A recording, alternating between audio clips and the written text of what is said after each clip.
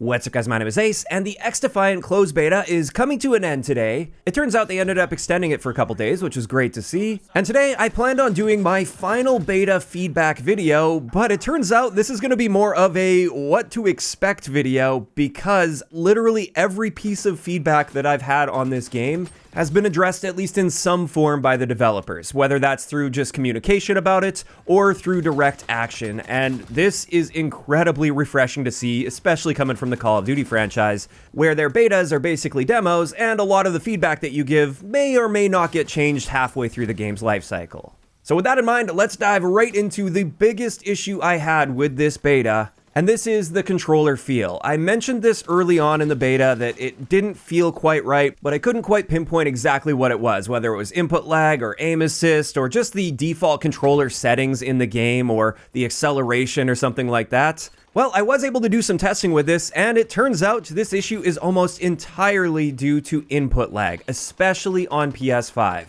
And I'll just show you guys the brief tests that I did to show you what's going on here. I sent this directly to the devs several days ago, and since then they have confirmed that this is going to be a very high priority thing that they'll work on for the future. But as we can see here, on PC, using a controller, I filmed this at 120 FPS, and from the moment my analog stick passed the initial dead zone to the moment that movement was detected, this happened somewhere between 17 to 25 milliseconds. So we'll just pick a nice round middle point here and say the input lag was roughly 20 milliseconds on PC, and that's reasonable, although of course if they could drop that even more, that would be excellent. It would be more responsive. And just for a control, I also did a test on PS5 Modern Warfare 2 to see what Call of Duty feels like in this area, and with that, the input lag was somewhere between 8 to 17 milliseconds, so a little bit faster than PC XDefiant.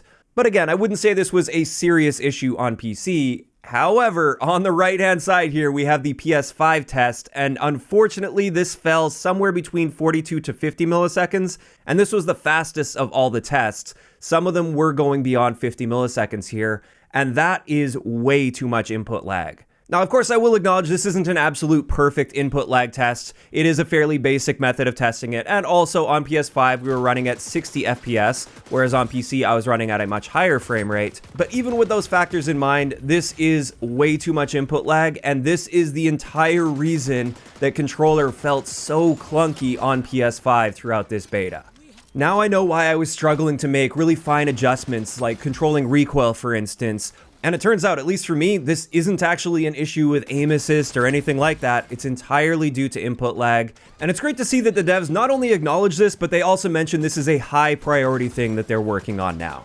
But next up on my list of feedback, I'd say the second worst thing with this beta that I was having issues with was just the general connection experience. I'll just call it netcode as a general statement here. The netcode in this game was definitely really rough throughout the beta, but early on in the beta, Mark Rubin did confirm that this is an outdated version of the netcode, and I believe it just wasn't ready in a stable build for this particular beta, and therefore for the next beta, assuming we have like an open beta in the future, we should expect a significantly better connection experience, and I'm just really looking forward to getting my hands on that to see a lot more of the potential of what this game could be. After that, I did want to talk a bit about the factions and their abilities in this game. There were a lot of balancing issues here. I would say particularly with the healing faction, Libertad, as well as, at least for me, the one-way shields. For me personally, even though I used Libertad almost every single game I played because I just like gun-on-gun action and I like getting back in the fight as soon as possible, and therefore it's just an obvious choice for me, it was absolutely broken. The devs have confirmed that many adjustments will be coming to various abilities, and especially with Libertad, they will be adjusting their abilities.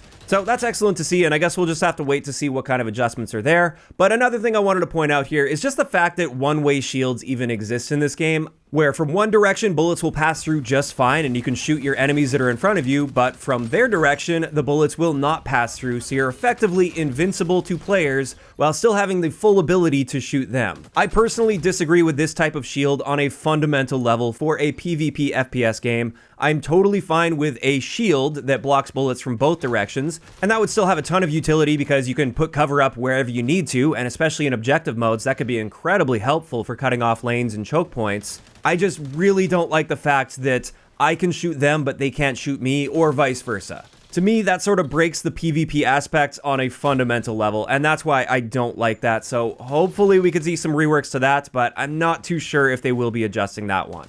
Next up, something that I noticed when I finally switched over to PC to give that a shot there, this was the imbalance between mouse and keyboard and controller. And honestly, I was seeing complaints from both sides. I don't like playing against mouse and keyboard players. They don't seem to like playing against controller players. And therefore, I just feel like they shouldn't be in the same lobbies.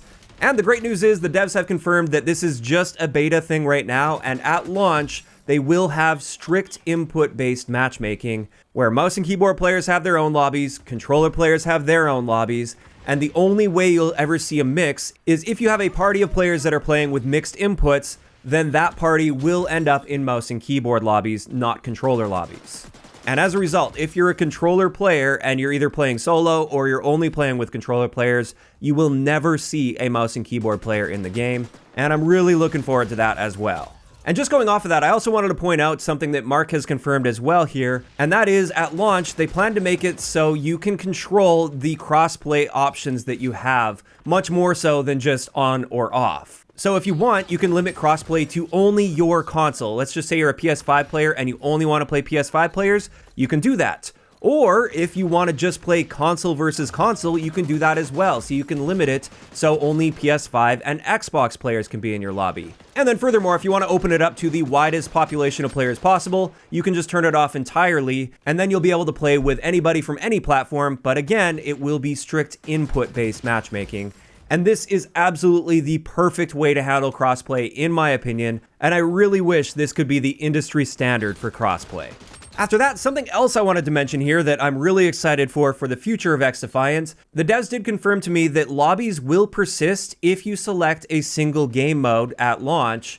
And that way, if you just want to play domination, for instance, and you want to stay in the same lobby over and over again and potentially have rematches and form rivalries or friendships in lobbies, you can do that. All you have to do is select that single game mode and you will always stay in that lobby, game after game after game, until you decide to leave for yourself. Whereas if you want to go the filter option and you want to select multiple game modes and then roll the dice on that, then in that case, it will pull you out of the lobby after every game.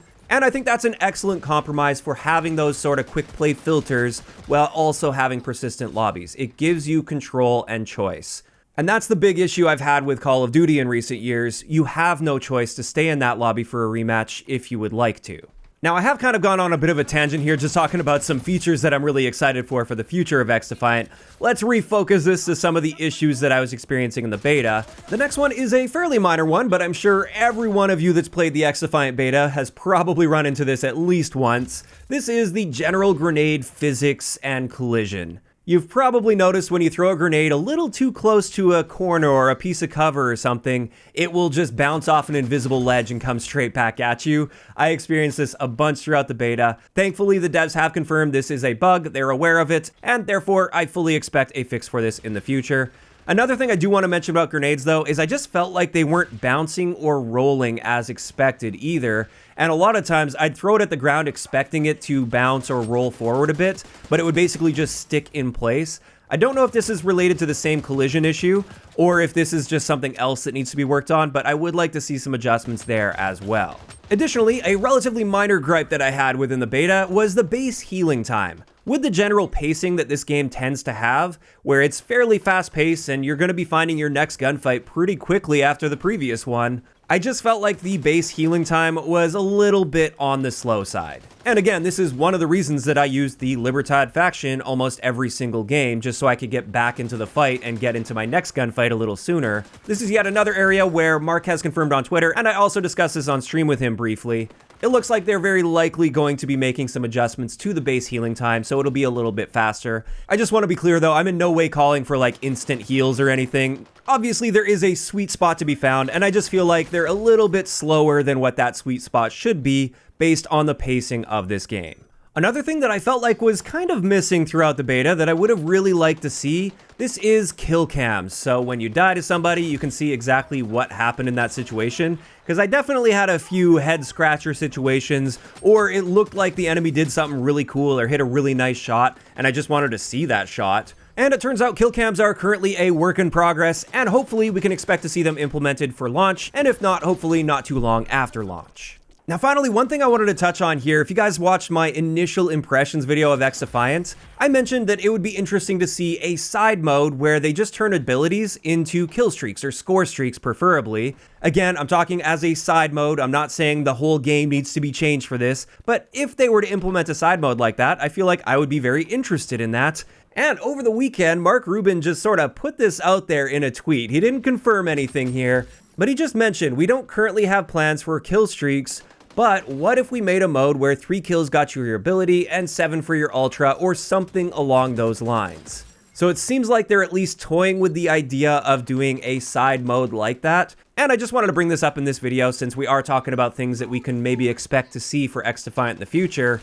I would love to see this, although rather than kill streaks, if they could make it score streaks, I think that would be better to make sure you're encouraging people and rewarding people for playing the objective. And on a similar note there, it looks like they may be working on a nuke style streak for the game, and I think this would likely come in the regular modes as well. Mark just mentioned that he has a really fun idea for a nuke option, but it will take a while to implement, so we should not necessarily expect this for launch, but maybe down the road, we could see some kind of a nuke, maybe if you go on a really big streak or just something like that. We don't know how that would look, but that does sound pretty exciting as well. And with that, that's pretty much everything I've got here. I just want to say at the end, I really hope this level of communication from the developers continues beyond launch. Despite the in-game issues, this has been the best beta experience I think I have ever had with a video game, simply due to the fact that the developers are so on top of communicating with the player base when it comes to basically any questions that we have or any concerns that we have with the game. And I'm just really hoping this carries through after launch. I mean, even when you look to the Call of Duty franchise, typically you see decent communication within the beta, although nowhere near as good as what we've been seeing with XDefiant, but at least you see more communication throughout the beta, and then once the game launches, it's like they just disappear off the face of the earth. So I'm really hoping that doesn't happen with this game. I hope they can continue this going forward. And I'm also really hoping for an open beta at some point in the coming months. I feel like with this particular beta, there were plenty of like technical issues with the input lag and the networking and stuff. And as a result of that, I feel like we couldn't really hone in as much on a lot of the minor things, the minor issues, the minor balancing, like weapon balancing and ability balancing. It's hard to really hone in on those details when you're getting shot 10 feet around a corner, or half your bullets aren't registering, or you've just got a lot of input lag on your controller. So I'm hoping we can see an open beta with a lot of these technical issues worked out, and then that could allow us to provide feedback on more of the finishing touches and fine balancing in the game. As of right now, we still don't have a release date or even a release window for this game, so we don't know when that's going to be happening, but I'd say the future is looking quite bright for XDefiant, and they are just doing so many things right at this stage in the game, and it's just so refreshing to see developers that are staying in touch with the community the way that XDefiant devs have been. And not only that, but just making decisions with their game that are clearly designed for player experience and nothing else. It's not about chasing metrics, it's not about pleasing shareholders, it's simply about providing the best gaming experience possible, and I love that. Now, of course, all of this is just my feedback and my opinions when it comes to the XDefiant beta. Despite the issues, I had a great time with it, and I'm definitely looking forward to the future of this game, and this is where I want to hear from you guys in those comments down below. Now that the closed beta is coming to an end, what are your thoughts on XDefiant? If you enjoyed the video, a like rating is always appreciated, and don't forget to subscribe for more if you haven't already. I'll talk to you guys next time.